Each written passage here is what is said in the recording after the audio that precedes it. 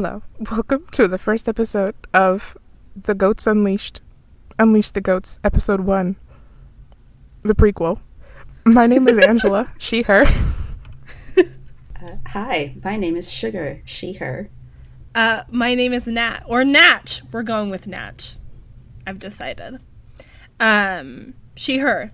Do you guys, I'm making an executive decision, and I'm going to lead this discussion as the most qualified person who knows the least about Star Wars. This is a great plan. Thank you for taking that role onto yourself. You're so welcome. Okay, Angela. Yes. Who is your favorite Star Wars character? Shmi. Incredible. That does change, but right now is Shmi Skywalker. She's underrated. She's awesome. She's so cool. She raised a child. Love her. Love that for you. I was gonna say something about the child that she raised, but I'm not gonna. I meant Owen. Thank you so much. We'll get there. We'll get there. I'm sure that we will. Sugar, who is your favorite Star Wars character? So the honest answer is going to be Obi-Wan. I love that. Which is a really basic answer. That's okay. The less basic answer is probably Kanan Jarrus, because he is incredible, and I would die for him, except that he would die for me first. Just very depressing and sad. Or is it beautiful? Who can say? It depends on your point of view, I suppose. I now have to come up with a favorite character. You do. Please do. Okay. I love Obi-Wan. He is my dramatic boy. He's so dramatic. But I think if I genuinely had to pick a favorite, it would be Cassian, because I'm still thinking about Andor. It is a really wonderful answer, and I love it. Thank you. I am a Star Wars expert. You are. You know so much. I know so much. Angela, what's your most controversial Star Wars opinion? Probably should have thought of this before. We probably should have thought about it earlier. Probably my most controversial Star Wars opinion is that Grey Jedi don't exist. But I think Sugar might also have that one, so I feel like I'm stealing it. You can have the same opinion. So many controversial opinions that we have. I have a lot to choose from. There are You're fine. so many. You can say a couple. We're going to talk about we'll talk about the Grey Jedi later anyway. That's true. Yeah, Grey Jedi don't exist. The Force is not a thing that you just like the Force is not a balance of the good and dark. The Force is like the Force. It's a life force. It's literally described as a life force. And if a life force is like being twisted and rotten, that's bad, and that's this evil death side. That's not a good thing. It's not like the natural flow of life and decay and stuff. That's not the same thing at all. And I hate it when people say, "Oh, well, it's just a Grey Jedi." There's no such thing as a Grey Jedi. That's my opinion. I love it. I definitely know exactly what you're talking about. Sugar, give me one of your controversial opinions. Yeah, I know I'm supposed to be next, but I am really excited to figure out what your answer is going to be to this. My answer to this? Yeah, I'll go, but I am just really anticipating whatever you decide to answer here.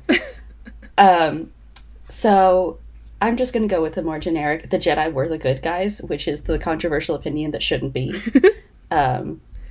Because it's really dumb that it's a controversial opinion, and yet somehow, it has ended up a controversial opinion that the Jedi were, in fact, the good guys. And again, we will get into that probably more later. But yeah, I'm just going to stick with that one because I feel like it sets the tone, and it follows up on Phase anyway. Ugh. Look at us, a couple of professionals. Are you ready? I've thought a lot about this. Yeah. Please, hit us. Jar Jar is a fantastic character. I love it. You're so correct. I feel like when I first... are you ready for the seamless transition into the next question about our Star Wars start? So I am a middle child. My older brother watched Star Wars all the time. I played with the Star Wars little figurines a lot more than I watched the movies. So as you both have found out, I do not know the movies very well at all. What? But I remember being obsessed with Jar Jar, and I don't know why, but I was. And then I learned that he's like a cringe character. Oh. And now I have unlearned that. And I'm like, you know what? No. I love him. I'll stand by this. He is super obnoxious. And I'm a fan. And that's my controversial opinion. I love this opinion a lot. So I've been told that this is apparently called being a legacy fan, but I got introduced to Star Wars by a parent who had watched Star Wars, when he was younger, and, went to the theaters and saw A New Hope before it was called A New Hope, like 4 or 5, 10 different times. Because you didn't have VHSs or DVDs in those days. So if you wanted to see a thing multiple times, you just had to go see it a million times while it was in theaters. And that was what he did. I love that. And I was a kid who was not super into sci-fi. I liked fantasy. I was not a sci-fi kid. But my dad really wanted to introduce me to Star Wars. So he managed to wait until Revenge of the Sith was coming out in the theaters in like a couple of weeks, and knew that I was not into old movies.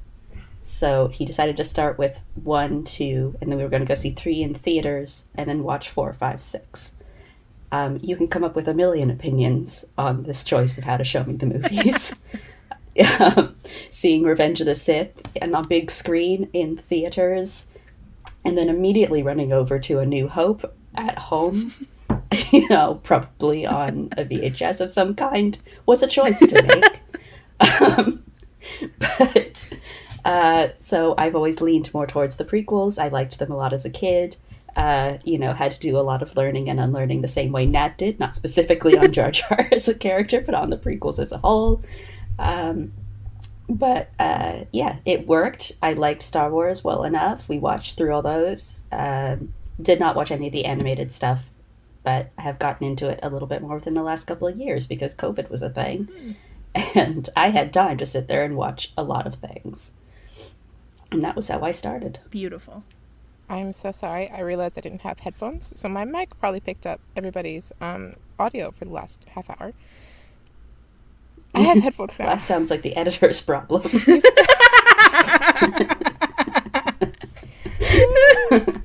So, sorry about that. It'll be fine. It'll be fine.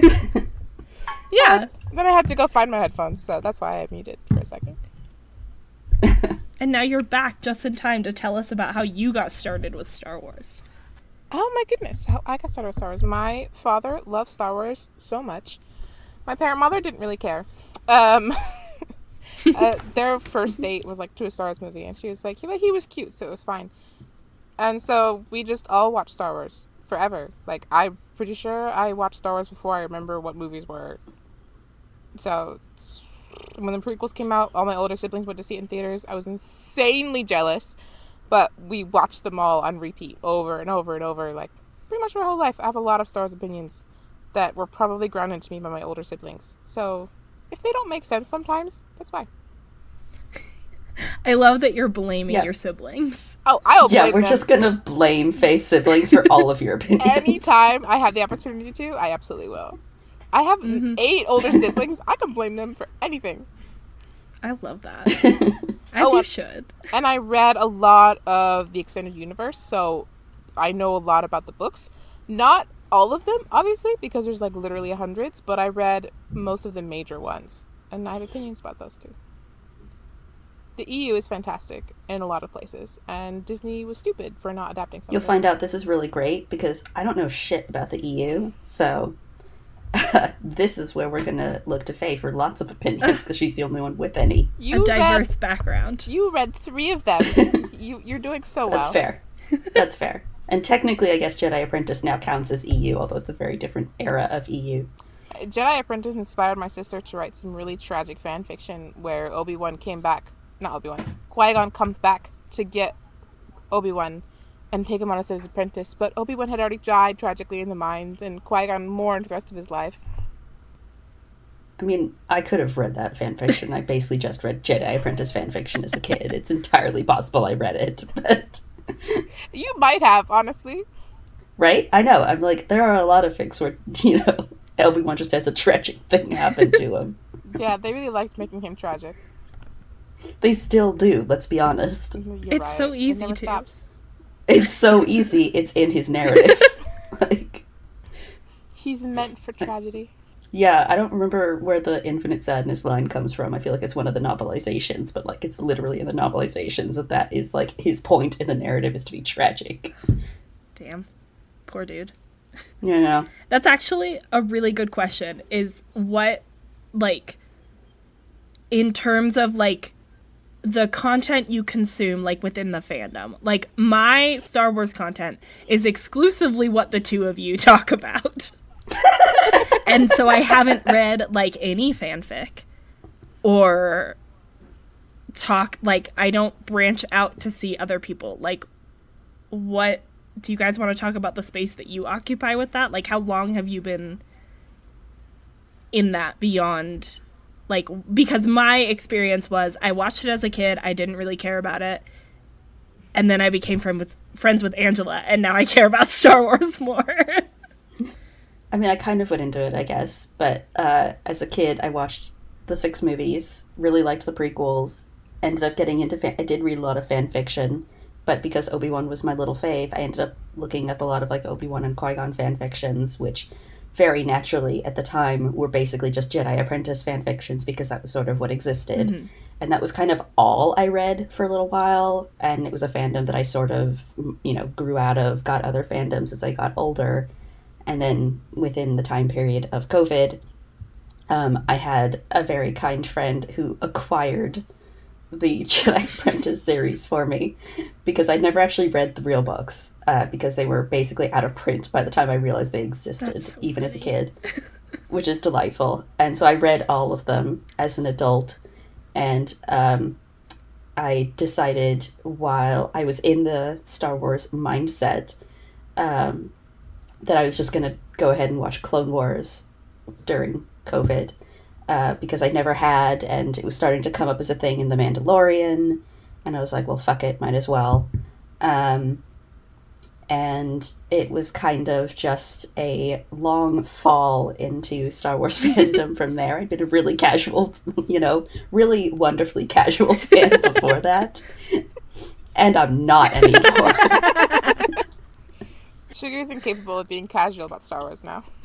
I am incapable of it, which has been a blessing and a curse upon my life in so many ways. I mean, it's been a blessing on my life.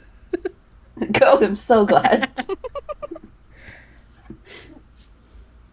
And I do read a lot of fan fiction. I have been branching out into the novels. As Faye mentioned, I've read 3 extended universe novels that were lovingly gifted to me by her. Nice.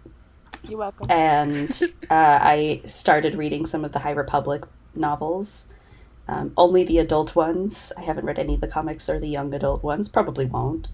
I think that's all I've done, for the most part. Beautiful.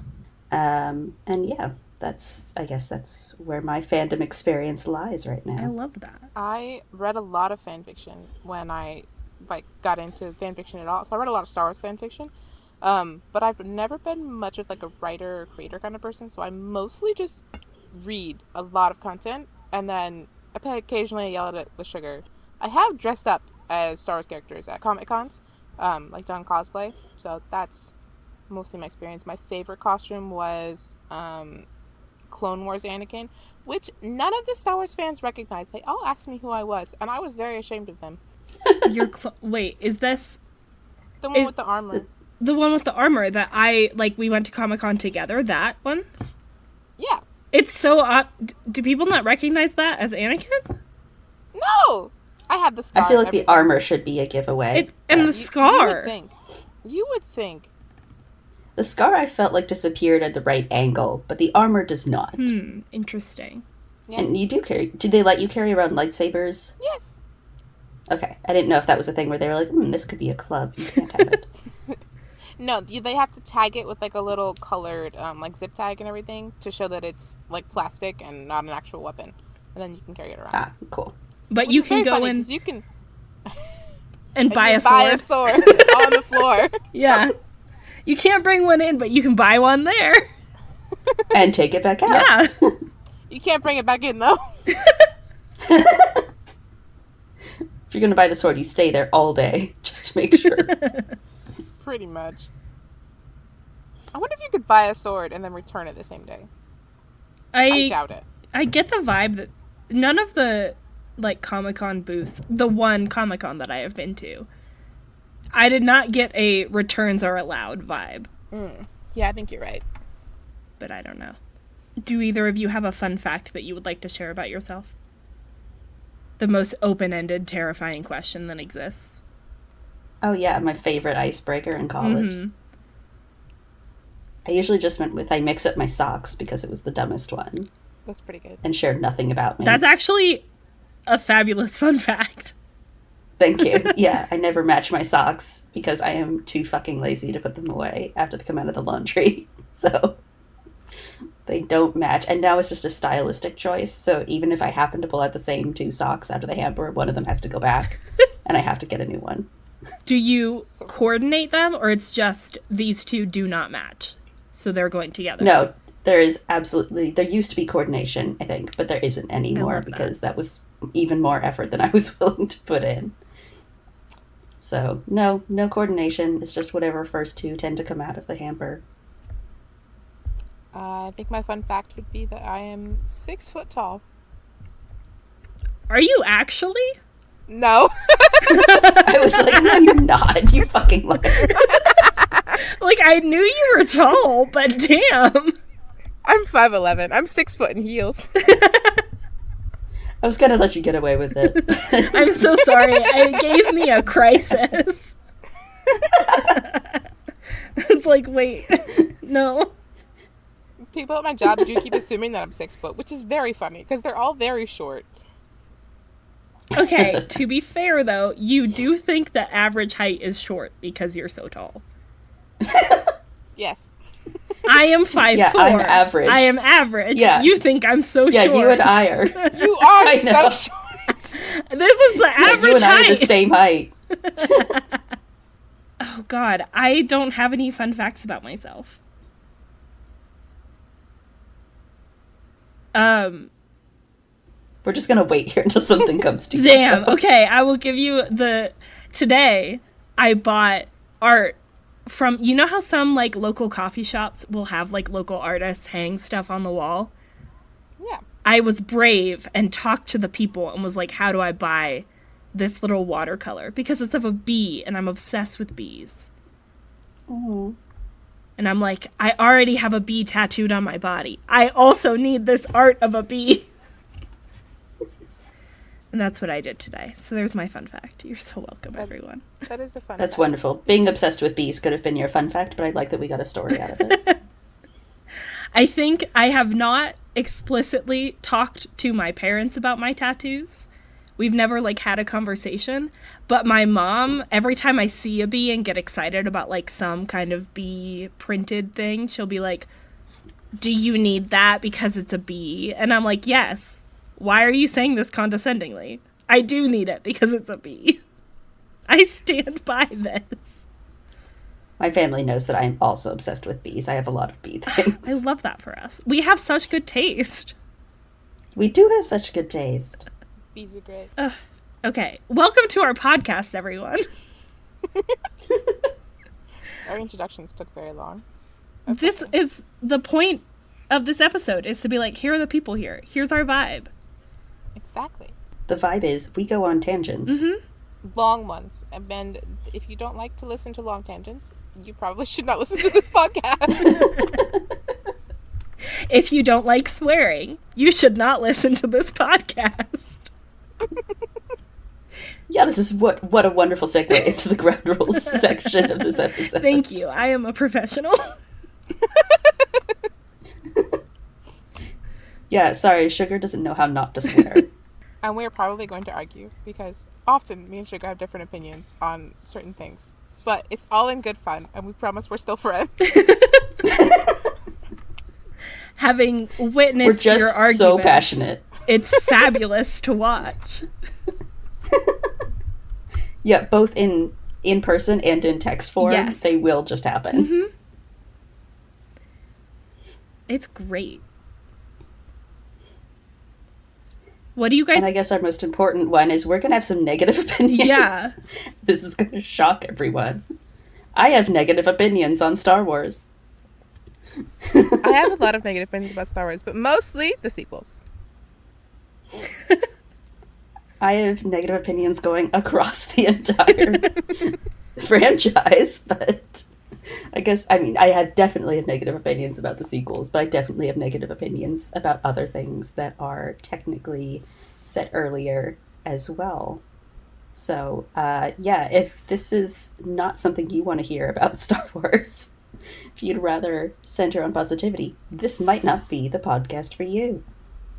Do you guys want to touch on what those negative opinions are about, so the people who are like, yes, I want a podcast to bitch about these things, they can find their yes, people we should here? do that. Okay. Negative opinions, starting with prequels. Prequels, often racist, but not as bad as people think. The original trilogy, not as good as people think sometimes, but still good. Except for when it's racist.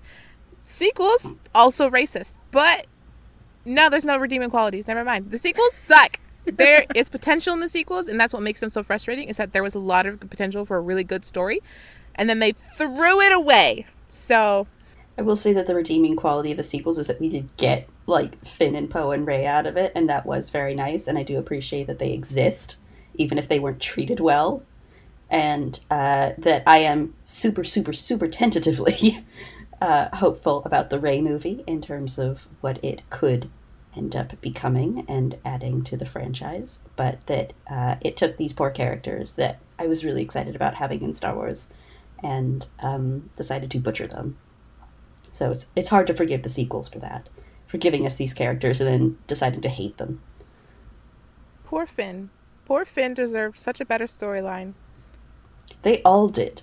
Like, none of those three characters got good storylines. They all suck. And they're all terrible. And who approved that Kylo Ren should be a main character? No one wanted that. To be fair, Kylo Ren was a perfectly fine villain in the first film. Like, Sugar, did I tell you that my older sister is naming her car Kylo Ren? I'm so offended. is there a reason for this? She likes him. She thinks he's a sad little emo boy. Oh, God. Oh, that's unfortunate. I know. That's my other controversial opinion. I don't think I have seen the entirety of the sequels. I definitely saw the first one. I don't know if I ever saw the other two. Reylo can fuck right off. I hate that shit.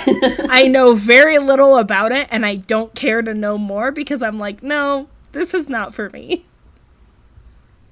Yeah, I mean, I feel like that's a really popular opinion, but Thank God. For a while, the most popular fan fiction on AO3 was a Reylo fic. Yeah. And it was Rey picks up Kylo and dumps him in the trash like the garbage he is. And that was the whole fic.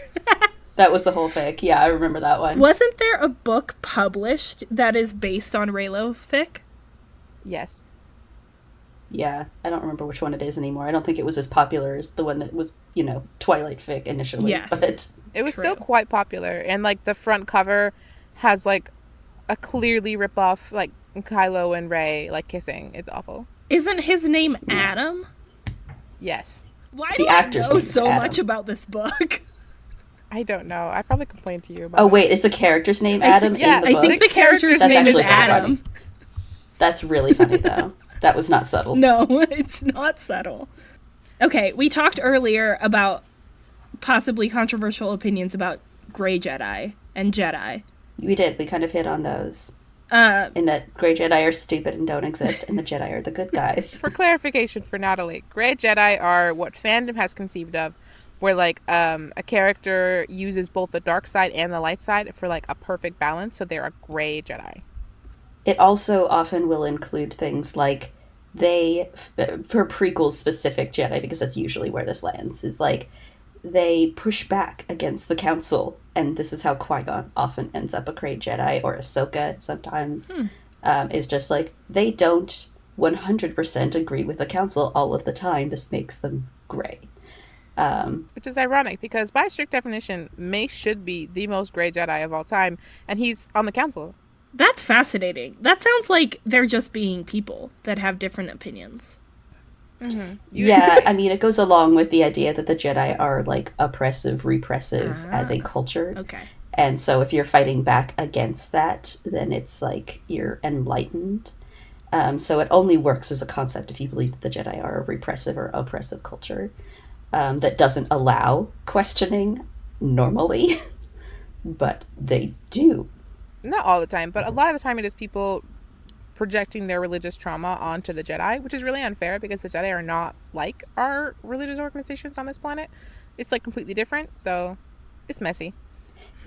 Yeah, they're obviously based philosophically on a number of different religions that do actually exist, which is part of where the racism comes into the Jedi hate. Mm-hmm. But the position that they hold in society is entirely different from the way actual religions work in real life for the most part. So that part is frustrating as well in terms of how people try to amalgamate that. But quite often, just to really put the controversial shit out there, most often Grey Jedi just gets used to lift up your favorite Jedi above all of the others and use them to bash the rest of them. Mm-hmm. Which is often annoying. why it's like Qui-Gon, Ahsoka, are like your most popular Grey Jedi. Sometimes the Rebels characters like Ezra and Caden will get lumped into this. I feel like Obi-Wan sometimes lands into Grey Jedi just because people really want him to be. And then they rescue Anakin from all his faults because they're so perfect and he doesn't listen to the council either. And it's so stupid. I have also heard it pointed out that it doesn't make any sense for it to be gray because it is light and dark, not white and black. And so arguably they should be called dim Jedi. Fabulous argument. Which I really appreciate. Now you just get somebody who be like, no, they should be called Dawn Jedi, which is also stupid. Oh my gosh, I have not seen that one. That's really funny. Though. That is very poetic, and I can see how people would try to do that. Yep. There is apparently a whole, like, fan-created Grey Jedi code that people will point to be like, look, this is what the Grey Jedi are about. Which is very funny because the code is basically just like a slightly to the left original Jedi code. It's basically the same thing.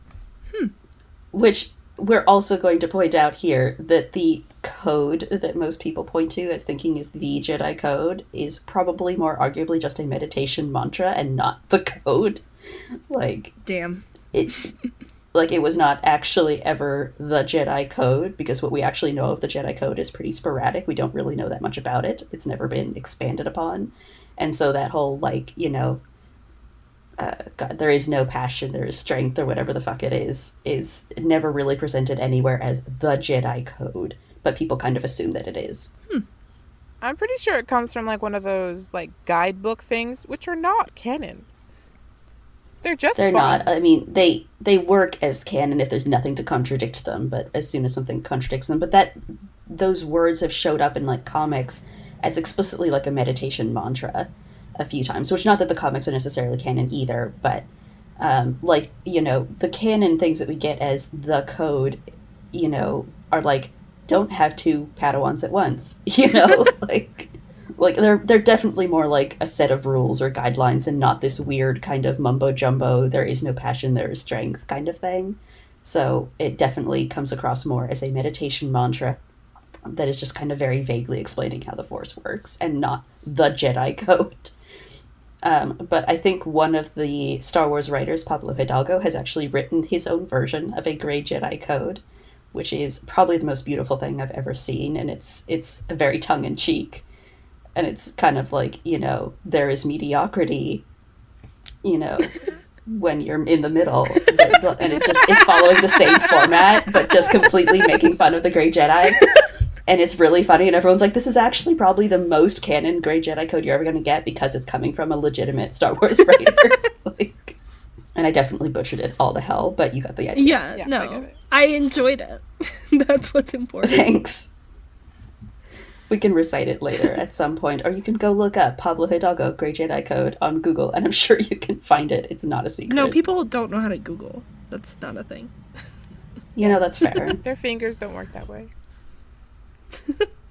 Okay, on our list of controversial things to discuss, we're probably going to talk about Anakin at some point. I personally love Anakin as a character. Sugar does not. I was like, oh, are you going to expand on that? Yeah, I think Anakin is a really fascinating character. I am not, would never argue he shouldn't be in Star Wars. The whole thing's about him. But yeah, he is the kind of character where if you met him in real life, he would be the worst. And I don't think that he is like a very good friend to basically anybody who considers him a friend. But, and that he's just basically not that nice of a guy, which I feel like is not that controversial of an opinion given what he ends up becoming. But yeah, he's not my favorite character. I tend to avoid him if I can, but I'm sure we'll discuss him at some point. Yeah, shockingly, this means I am not a huge fan of the ships that involve him, canon or otherwise. I usually tend to think that his love interests, canon or not, can do better. And would prefer to ship them with literally almost anybody else. Although that has on occasion been questioned. I have come upon a ship for Padme that I have found almost equally as uncomfortable for me as Anakin and Padme. Mostly because the character that they shipped her with was equally as frustrating and annoying, and we'll get to her down on this list later. But I know. But yeah, people ship her with Satine. It was Bo-Katan. Although Satine was too, but no! In this case it was Bo-Katan. I hate that. Yeah, it was an interesting look. But I was like, they don't even like share scenes. Themes. Scenes. Sorry, no. They don't even share scenes. Oh, things. Scenes. Sorry, there it is. Yes, because that stops fandom all the time. Still? Like, what? That doesn't make any sense to me. I ship a lot of things. I don't ship that. What the heck? I got the concept of it in this particular fic, but I was just like, I feel like Padme's had enough of weird terrorists, like violent people. Like, can we give her someone who's not like even Satine? I actually do get like I actually would ship probably Padme with Satine more than I ship either of them with their canon love interests. Okay, ready? We're gonna jump to this now. Yeah, we're gonna jump to Satine. We're gonna jump to Satine and Bo-Katan so that I, as the expert, can introduce these characters and mostly confirm that I do know who they are. Yes. Okay, Satine is is she a lead, like a political leader of Mandalore? Correct. Okay. Yes. Does she have a thing with Obi-Wan? Yes. Yes. Okay, and this is Clone Wars, right? Yes. Correct. Oh my god, I'm so smart. And then isn't You're on the ball Bo-Katan like here. her sister or something? Yes. Correct. And she is also in Clone Wars, but she makes an appearance in The Mandalorian. Mm-hmm. Correct. Also Rebels. But yes, she is in Mandalorian. She's very hot. She basically took over The Mandalorian recently, but that's a different story. Damn. Okay. Didn't know that. And she, so Satine does not wear the armor, but Bo-Katan does. Yes. Correct. Satine is a pacifist. That's like her big thing as the leader of Mandalore. She wants all Mandalorians to abandon their like war culture and become pacifists instead, which, as you can imagine, does not go over well with the planet of warriors. To be fair, it does seem to go over just fine with most of the population. There just appears to be this little terrorist group that takes issue with it. But most of the other people don't seem to have much of an issue with it. We have no canon evidence that they do. Yes, but I personally think that they don't. Yes, because to follow up on that, the people who actually have an issue with Satine being a pacifist are the people who are fans of the Mandalorians from Extended Universe stuff where it got introduced. Yes.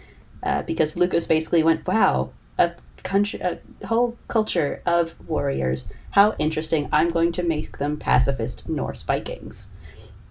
Oh, And, don't forget the part where they were people of color that he then made into. Well, were they people of color in Extended Universe, though? I mean, No, but they were, because he cast Django as a man of color and was like, yes, this is a Mandalorian, you're welcome, everyone. And then he was like, but what if I made the rest of them white people? Well, in fairness, he cast Django as Boba Fett's progenitor, but he's never actually bought into the Boba Fett is a Mandalorian thing. And so he just said, like, yes, Django exists and Boba exists as people of color, but that they are not necessarily Mandalorians. For him, Mandalorians is a totally separate thing. That is splitting hairs, and he knows it. He just doesn't like them. I think he likes the concept, but he's not buying into the concept that fandom created for Boba Fett, which, yes, as a fan, I would be frustrated with that too, because it was created, Mandalorians were created to explain Boba Fett, and then he just decided neither Boba nor Django count, I'm going to make my own version of Mandalorians. Which, yes, in fairness, is a very frustrating thing to do, but it's not quite the same as just, like, whitewashing the Mandalorians, because he's never actually made Mandalorians people of color. He just made them a separate thing. That is fair. That is the most wild shit I have ever heard. Oh, you are such a sweet child. I am in for it. You are in for it. Yeah. But yes, it's splitting hairs a little bit, but I feel like saying he whitewashed the Mandalorians is a little bit of a reach, because he's the one who technically made Boba Fett a person of color to begin with, since that was not... and that was a controversial thing that he did as well. That is true. I don't think people cared for that. But and you know what? It brought Temuera Morrison into Star Wars, and as terribly as he's getting treated right now, I cannot, fault him for that.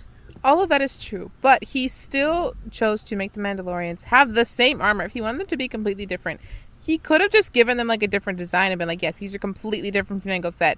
And he still made sure that, like, Jango Fett's armor is the same design that's used for all the Mandalorians. Like, if he wanted to have them be completely separate... he made Jango Fett's armor the same as Boba Fett's armor, because that was important, obviously, in Attack of the Clones. No, yes, obviously. But yes, what he could have done when they were making the Mandalorians... I'm air quoting. You can't see it, but I'm doing it. I'm air quoting.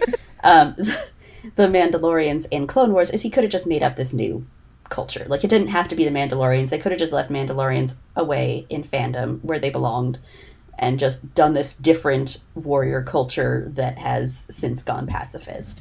Well, that, I think, would have been a lot easier to do and not pissed off as many fans, but we have to remember, too, that guess who else was involved in making Clone Wars? Was Dave Filoni, and he fucking loves the Mandalorians. That's true. So he does. I think this was probably just, someone wanting to include the Mandalorians, and Lucas going, cool, except, I bet he does that all the time, and I bet it drives the people who work for him crazy. What, Lucas? Yeah.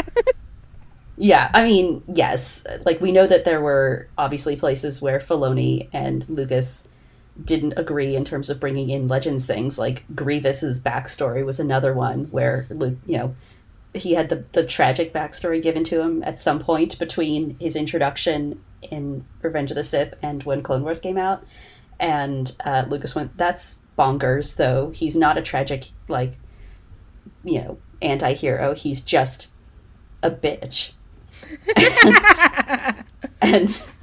and so when you get his backstory in Clone Wars, he's just a jealous bitch. And there's this one line snuck in there, though, where I think it's Kit Fisto says something about how you used to be this honorable warrior or something. You used to be a person of honor. And they never expand on that. They never do anything with that particular line, but it's clearly this little, bone that got thrown to the fans of his original tragic For context, backstory. The original, concept story that was come up for him was that he was a great warrior leader on his planet. His culture got wiped out, and his eyes and his lungs, and I think his heart are the only things that were left of his body. After his entire family was by wiped out. Dooku, by the Separatists, I think, Separatists very specifically. And they stuck those things into a robot body and told him that the people who killed him were the Jedi or something like that, or he blamed the Jedi for his family dying, and that's why he is the way he is. But they did not do that in the Clone Wars. They were actually, yes, he has those things, but he just did them because he was evil and hated everybody, and so he hates the Jedi. Well, specifically, the idea is that he was jealous of the Jedi, that he kind of had wanted to be a Jedi, but he's not Force sensitive, and so he has this sort of anger towards the Jedi because they are something that he can never be. And instead of letting go of that stupid shit and just accepting that he can be somebody else and it's okay, he's just decided to be angry at the Jedi and wants to kill them. Mm-hmm. And so he's constantly been making modifications to himself to try and one-up the Jedi by becoming a cyborg. And that's kind of the backstory that we are given in the Clone Wars, or at least implied for the most part in Clone Wars. So we know that there are places that Lucas and Filoni sort of disagreed, and for the most part Lucas did have to get his way, but Filoni obviously is trying very hard to get some of the Legends stuff that he would have grown up with and liked into the story as well, and so there's sometimes, I think, some level of, dissonance. And I imagine that's how we got the Clone Wars version of Mandalorians, where they are pacifists but used to be warriors. They use the same armor. They're still called Mandalorians, but arguably it would have been just way easier just to not call them Mandalorians and just use different armor. Let Boba and Jango be their own thing, and let this culture of pacifist warriors be something else. Especially because, by extension, it makes the clones an extension of Mandalorian culture. Not exactly, but it does a little bit, which not having that connection at all in the show doesn't make a lot of sense. There's no recognition there that the clones are technically all cloned from a Mandalorian in the show, and they don't talk about that at all. Fandom talks about it all the time. They love that. They do so much with the fact that the clones are partly Mandalorian, whatever. But the show doesn't do it at all. None of the media does, which is a little weird, because they build up the Mandalorians as these important, beautiful culture, but the clones are left behind, even though they have a whole thing about foundlings. It doesn't make any sense in the show. So I feel they should have just, like you said, done it differently. Yeah, and I mean, obviously there are the teeny tiny little instances of trying to throw Mandalorian stuff onto the clones in the show, most obviously in Rex having the Shriek-Hawk eyes or whatever, Jag eyes, where it's why does he have this Mandalorian symbol on his helmet if he's not associated with them very much? Where would this have come from? Why does he know about it? How did he get it? Did he just choose it himself? There's a lot, and I think there's Fordo or whatever, one of the other more Legends clone characters who wasn't actually in Clone Wars also has, I think, Jag eyes on his helmet or something. But so there's these weird little instances, and I have to assume that was Filoni or someone else on the design team just kind of tossing that in there as a bone, that was getting thrown, even though nothing in the show was ever going to acknowledge the clones as Mandalorians or do anything with that. And so we have these weird connections that don't make any sense within the context of what Clone Wars decided to show us. Which is kind of I feel a theme throughout Star Wars is they'll be oh, that looks like it's going to be cool, let's throw that in, without considering any of the world building. You guys are making a universe here that is completely different. Everything you do means something in this world, and sometimes I feel they don't ever consider that when they're throwing in something that just looks cool. Yeah, shocking. Star Wars runs on rule of cool rules. Star Wars, the show with the lightsabers, runs on lightsabers cool. Are really cool. Why can't they just come up with some mechanics for them so that we can be happy about that? I know. Do they know they're allowed to make things up? Someone should tell them. I'll call them right now. Oh, perfect. We fixed it. Yeah, thanks. Can you tell Filoni to fuck off, please, while you're at it? I will tell him that if he doesn't put Mara in my freaking Star Wars, then he's not allowed to use Thrawn. Suppose that's fair. I'd also really just like him to stop shitting all over the Jedi while he's at it. That would be nice. That'd be so nice. Speaking of Dave Filoni, The Bad Batch is fucking awful. Yeah, we don't have a lot of super complex opinions on The Bad Batch, except that it sucks. And that one is whitewashed, because why? Why are the clones all so white? And to be fair, that is an issue that has existed from Clone Wars. But yeah, absolutely, it's even worse in The Bad Batch with, if you've seen Bad Batch, there are a couple of characters who are very explicitly just white, They're just white. They're clones of men of color, but they're just white. No, they're just white. They're just white. And then there is a character who definitely just has somehow lost his melanin. Like, he wasn't even just... He was clearly born brown, you know? And we've seen him before when he was brown. And he's just lost all that melanin. It just went away and it's not come back. Well, that's definitely a thing that just happens, though, for sure. Yeah. Yeah, hashtag when will Echo's melanin come back from the war? But Echo deserves better than this show, and quite honestly, Echo never should have been on it, because they don't have a point to him being in here, and it's frustrating. And I really, you know, if there is a show that I'm really hoping dies because of this strike, it is this one. I know it's only got the one season left. Oh, please. But I kind of want it to die. Let that happen. I want that show to be gone forever because I don't want to have to watch it for its consequences later and other things. Let it die. Yeah. And, like, you know, like, if they had to bring back Keisha Castle-Hughes, I don't understand why they had to bring her back as this extra strange clone lady character that has yet to be explained on this show, this weird cliffhanger they dropped on us. And not as Queen Apailana.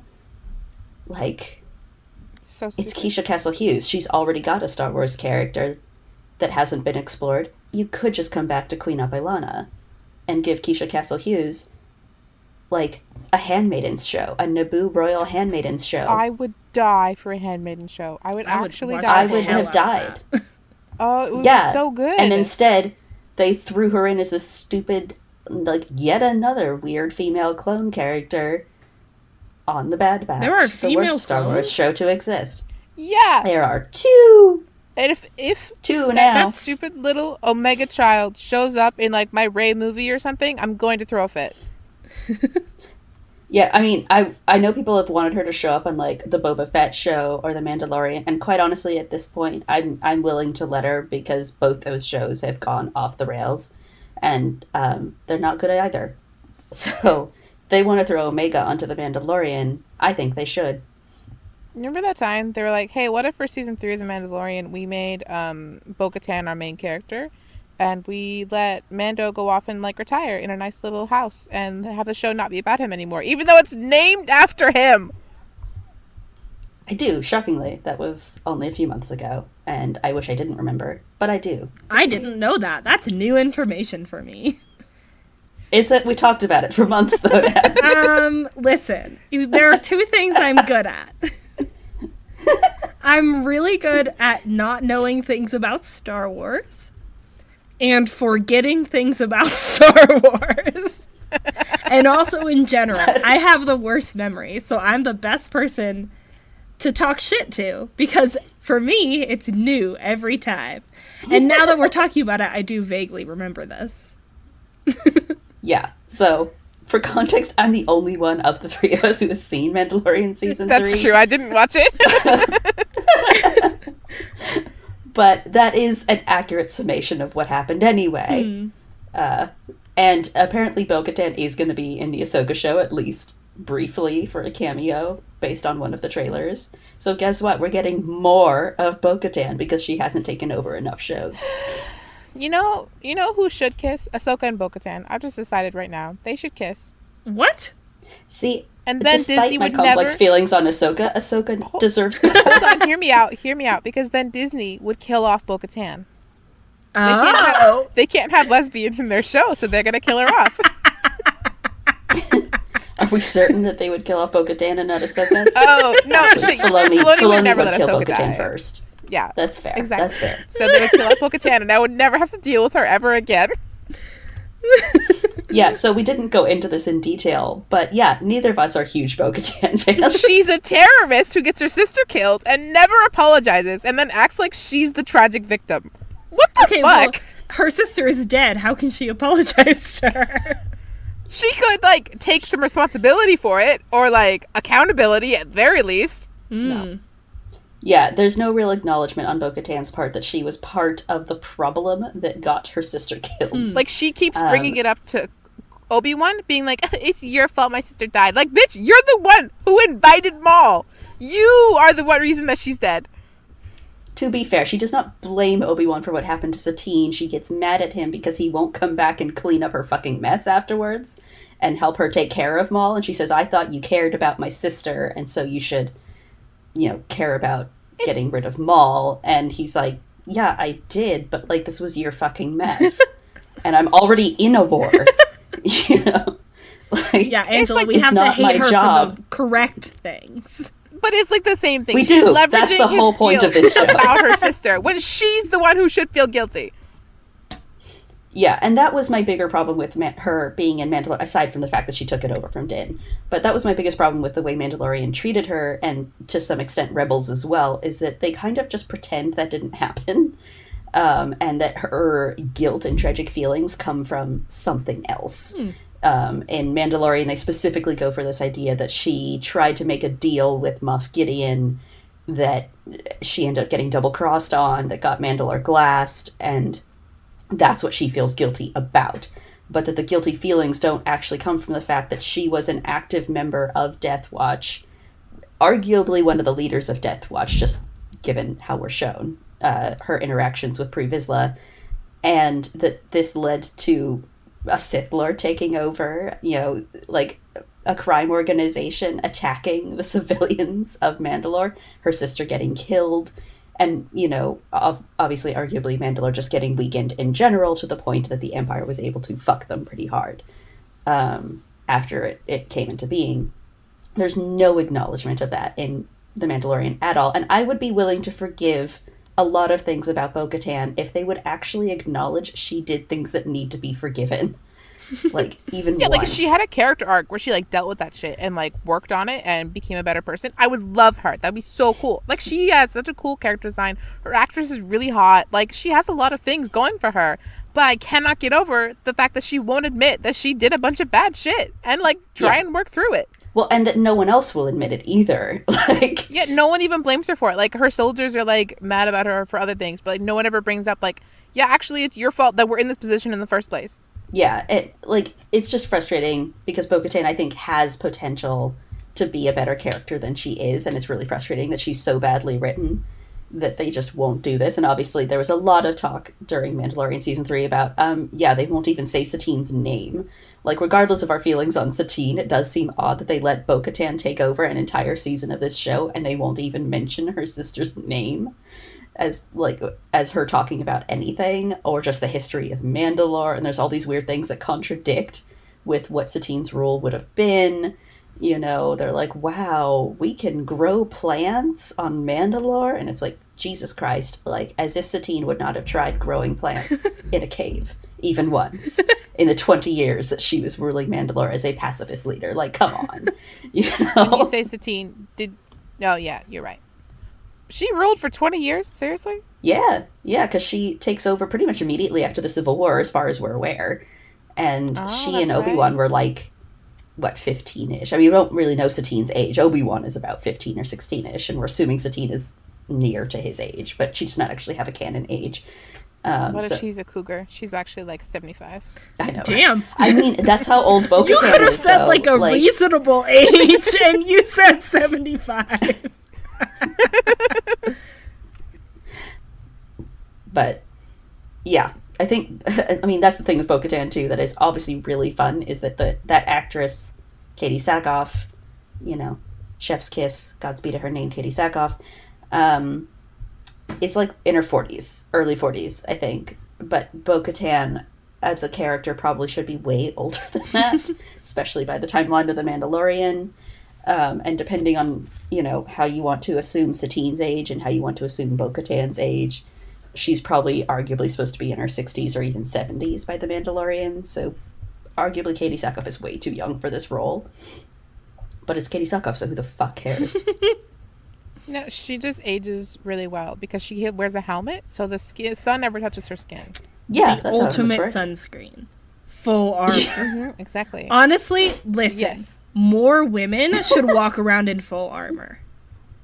It's true. You're right. They should. We can hit on our feelings about Satine while we're here. We've kind of danced around it a little bit. But Satine, I think, is another character, not unlike Padme, who we sort of skipped over in our discussion of Anakin. Oops. Yeah, shocking. We skipped over Padme. As if the narrative does not do this already. But I think both of them are characters who also have the potential to be really interesting characters, but who the narrative does not allow space for, because it's more important for them to be a love interest to Anakin or Obi-Wan respectively than it is for them to be their own characters. And so they end up these really wishy-washy, morally, contradictory characters who just don't make any sense anymore. Arguably did not make sense then. Like, both Satine and Padme, if you read them directly straight from canon, they are very morally gray. They have a lot of controversial things and decisions that they're making.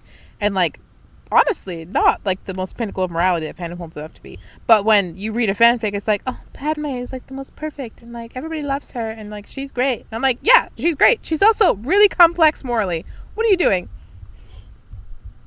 She married a murderer after he murdered people. Like, she's interesting. Let her be interesting. Yeah. Which, I mean, obviously is given to the rise of the theory that Padme was being, like, force brainwashed or whatever. Which is so stupid. Let her make her own decisions. Which I understand why people go for that, because it is obviously the easiest and quickest and cleanest way to explain Padme's inconsistencies. But it has the side effect of eliminating her agency as a character and makes her somewhat less interesting and complex if you want to take her that direction, which is arguably where they were actually intending to go with her in canon a little bit more. Satine, I think, they just wrote her badly. It's not even like they, there are things that aged badly the way it does for Padme. It's just Satine just got written badly. Like, I don't think anyone cared about her enough to give her something interesting. Like, she's constantly presented to us as this, like, really good, competent, smart leader, and yet everything she does is like a failure. Everything she comes across, if you actually read between the lines a little more and really look at what she does, she's so incompetent. Mm-hmm. Like, for instance, they find a whole warehouse full of evidence, and they're like, yeah, we need this evidence, right? And she's like, no, burn it all down. I'm like, girl, what do you mean burn it all down? You need that evidence to find the people who are, like, poisoning your people. Why would you burn down the warehouse full of evidence? That doesn't make any sense. It makes you look guilty as fuck. Aren't there people in that warehouse? No, there are, but there are a lot of what appear to be dangerous chemicals, and it does blow up pretty obviously. I think this is one of the few episodes that I have seen of Clone Wars, and I was like, I think we watched it with you. Yeah. Isn't she supposed to be a pacifist? This seems really aggressive. I will say that is kind of part of the theme of that episode, although they really do not get into it very much, that Satine is kind of being pushed to the brink of her moral pacifism in this episode, because she's so upset by what's happening that it starts pushing her a little bit more towards violence. But then they don't really follow up on that with anything interesting. It just stops there. She blows up a warehouse and she's gotten it all out of her system, and now she's fine. Yeah. I know when I blow up a warehouse, I just return to normal. Yeah. But yeah, like, she keeps talking about how she wants to get corruption out of her government, and then seems to keep finding out that everybody in her government is a corrupt piece of shit. And, like, she can't control her own cabinet. She doesn't realize that making them neutral in the middle of a galactic civil war might have some consequences on trade, and that this is something that does need to be addressed. And then, of course, when she discovers that the Prime Minister, who is now stuck with the problem of addressing it, has done so by finding black market goods, basically, she blames him for all of it, rather than taking any accountability for insisting that Mandalore remain neutral, which caused the trade problems in the first place that she never once tries to address. And then he just gets sent to a cell, and he's bitter about it, and then Maul comes in and takes over, and he's like, hey, you seem really bitter. Would you like to just be my puppet prime minister? And, I can hardly blame him for saying yes at that point. Like... And, like, her whole thing about, like, oh, well, the Republic and the Jedi, like, started this war. Like, no, they didn't. No, they didn't. They were attacked. They didn't build an army in preparation for a war. The army was handed to them conveniently. Like, at no point did the Republic or the Jedi ask for this war or go looking for it. The Separatists are the one who started attacking them. To be fair, Dooku specifically is the one who started attacking them. But, yes, there is that, too. Satine's opinions on the Jedi are questionable, and I don't appreciate them very much. No, I blame her for like half the fans being weird about the Jedi. I also think it's really funny that like when the crime organizations come in and attack Mandalore, and then Death Watch shows up and like very quickly and easily stops them, and the people are happy about it. She's like, "Oh well, I guess it sucks for me. The people have chosen Death Watch," and she just like immediately rolls over and shows her belly. And it's like, oh my god, like, this is the woman who apparently somehow took Mandalore out of their own civil war and brought them to pacifism? Like, is this how she did it? You know? Like, you know? So it's just like they keep telling us that she's supposedly this very competent leader, and I feel like every decision she makes just does not support that in any way. And it's too bad, because I think, like, this idea of this woman who brought Mandalore out of their own civil war, where they basically brought themselves to the brink of extinction by fighting each other over whatever reason it was they were fighting each other. We've never been given a reason for this. But, and just went, this is all really stupid. We should not be fighting each other. Let's, you know, set down our arms. Let's try not being violent for a while, see how that goes, see if we can fix our planet and stop killing each other. And succeeds at this, supposedly, for 20 years. Like, I would love to see more of a discussion on Satine in canon that was actually interesting.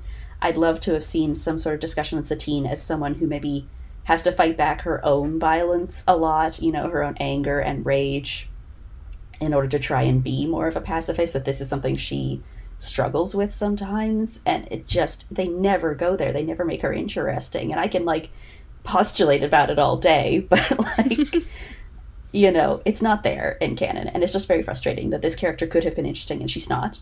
And I think the same is true of Padme, and I think I kind of lumped the two of them together in that. And so also, personally, I just think Satine is the worst love interest for Obi-Wan, and as someone who's already stated my favorite character was Obi-Wan, that is an unforgivable crime too.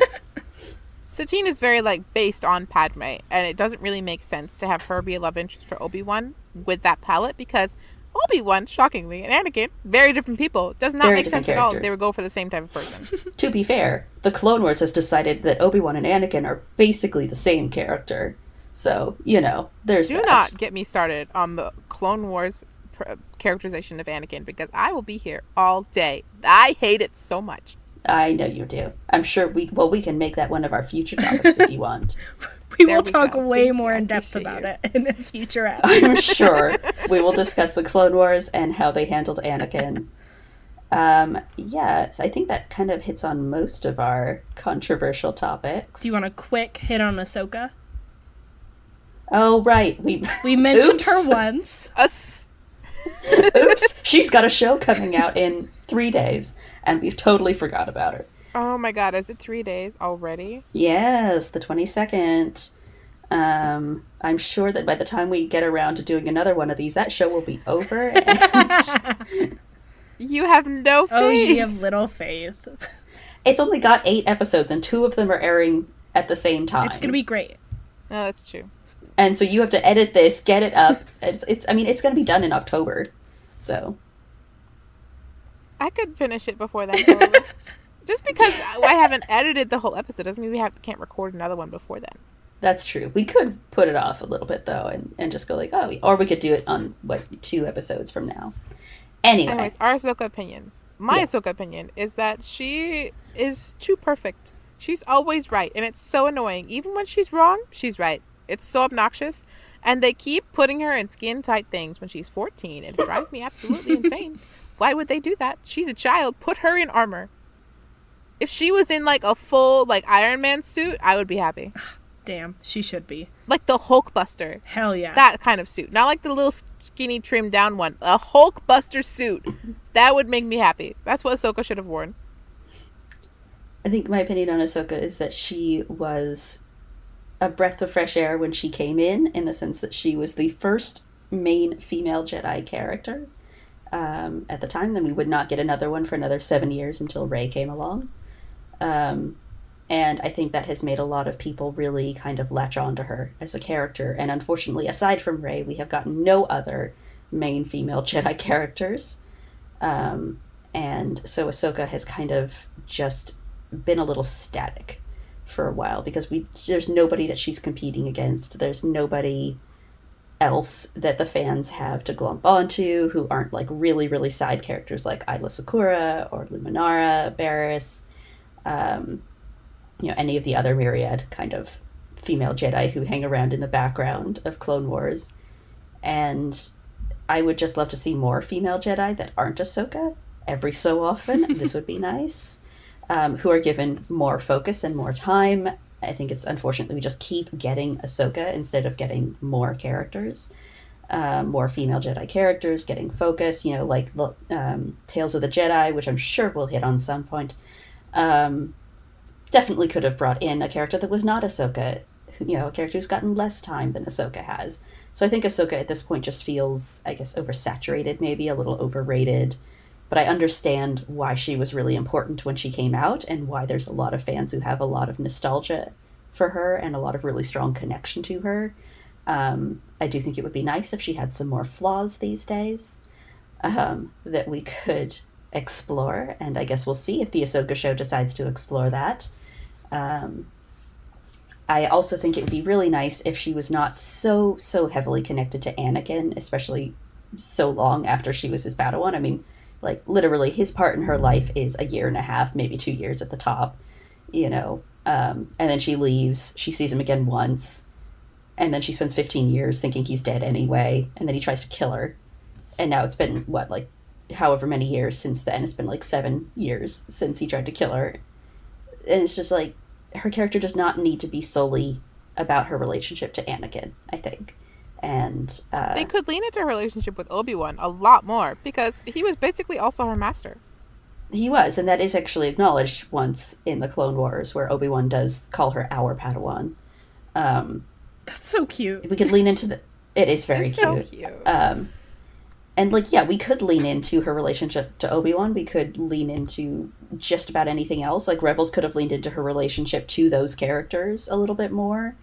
And it's just her character is constantly revolving around her relationship to Anakin, because I think they really want Ahsoka to be considered just as important to the narrative as characters like Obi-Wan and Anakin himself, obviously, Padme even. And she just isn't. By nature of when she got introduced to the story, she just isn't. And they just won't let her break away from that. And I think it's just a little limiting for Ahsoka in a lot of ways. But I don't dislike her. I definitely don't not like her, but I think I'd like to see other characters too, and she just keeps getting the focus. I don't like how people try to compare her to the other Jedi unfavorably. I really like all of the things that she does until I think about them. I love her dearly when I'm watching her, and then I stop and I think about them, and I'm like, never mind, that was awful. Why did they do that? Yeah, controversial opinion. Ahsoka was at her best when she was a bratty little snotty teenager. Yes! She was so funny! Yeah.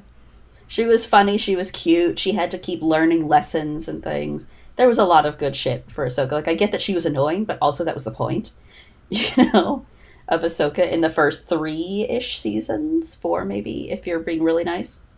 The episode where she refuses to teach Grogu, a great episode. Love her in that episode only because she knows her limitations, knows what needs to happen. It's not very helpful, which is also really interesting. And if she wasn't then later portrayed as being right about those things, would be so much better. But my point is, she's so good in that episode. She's out there doing vigilante shit and having a great time and killing fascists. It was super fun. And then they just killed that 3 episodes later. Actually, she was right about the whole thing, and she wasn't wrong to not teach Grogu when he clearly really needed training.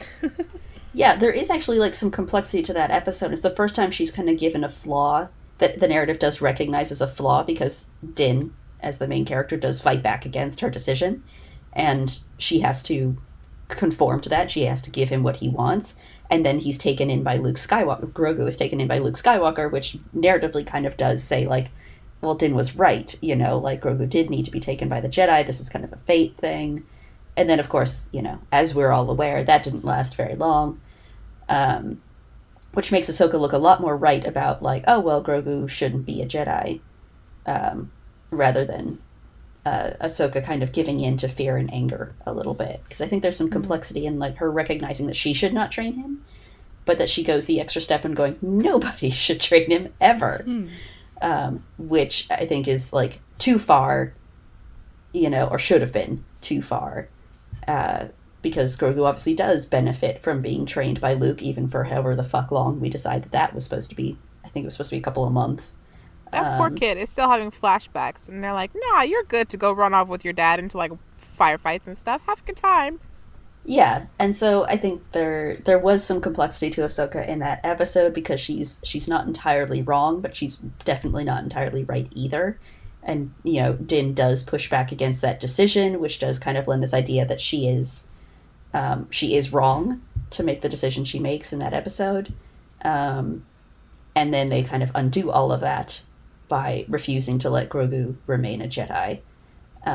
And so it kind of takes away the plus of that episode when the rest of the narrative has kind of retconned it a little bit to make Ahsoka seem right again.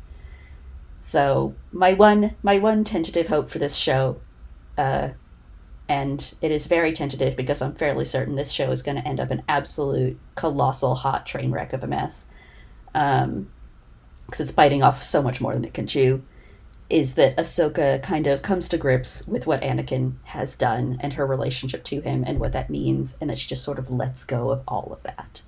And that any future stuff we get about her doesn't have to be about Anakin at all. That'd be so nice. Concept, so you can nice. be your own character. Concept, Ahsoka What? can be a character without having to have a relationship to Anakin as the central theme. So weird. Asking I feel like so I much. I'm asking so much.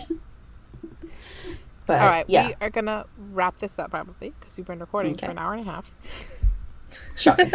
Shocking, I know. We probably could record for another hour, let's be honest. Yep. The moral of the story, we have a lot to say about Star Wars. Which is why we're making a podcast. And by we, I mean, not me. You are also here. You're keeping us on track. You're great. I am here to hear the opinions and occasionally chime in about them. And honestly, this is a great role for me. We wanted to share a little thing at the end of, like, cursed merch that we've seen or funny stories that are related to Star Wars. And this week I have a beautiful story to share because Sugar sent me the most incredible Jar Jar shirt you've ever seen in your life. It's like this awful piss yellow tie-dye with this beautiful picture of Jar Jar in a field of flowers on top of an alope, I think. He's just smiling and he looks like he's about to, like, murder you. It's such a good shirt. I wore it so much. Oh my god. But it's a fantastic shirt. I love it so much. I wore it to work and somebody asked me if it was an alien from a horror movie. That was very funny for me. And did you say said yes? Yes. Yes. Perfect. You're like, that is an accurate way to describe Jar Jar in Star Wars. I love him so much. He's one of my favorites. Ugh, I love that. Okay, That's wait, so I do have a question before we stop recording. Can someone explain to me the name of this podcast? Oh yeah, I can. Okay. So I believe at some point I made a post, something along the lines of Anakin having been an invasive species amongst the Jedi. It was a reaction to a post about Luke, calling Luke an invasive species on Tatooine. I wrote a post about how Anakin was actually an invasive species, I think just in the galaxy in general. It might have been the Jedi specifically. And someone responded to this post talking about how actual invasive plant species sometimes are actually perfectly healthy in the environment they're supposed to be in, even if they're invasive and unhealthy in a different environment.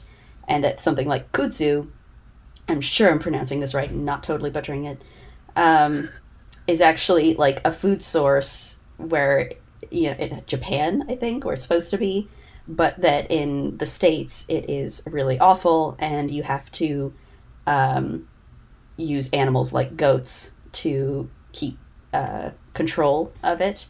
And I think they ended it by saying, so we should unleash the goats on Anakin. And I thought it was about the funniest thing I'd ever seen. That is excellent. Thank you for sharing. And so the idea was that we are the goats being unleashed. And in the podcast upon Star Wars as a whole, We are And, here to eat the invasive species that think Grey Jedi are real. yeah.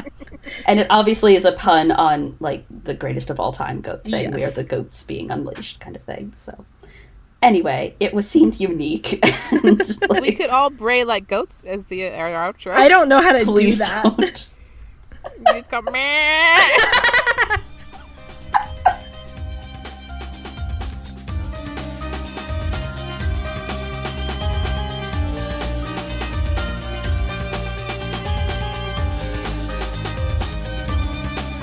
Our intro and outro music is Mos Eisley Cantina by Speedkicks. Angela and I edit, our artwork is by me, and Sugar is our writer and researcher. You can find us on Instagram and Tumblr at Unleash the Goats. Thanks for listening.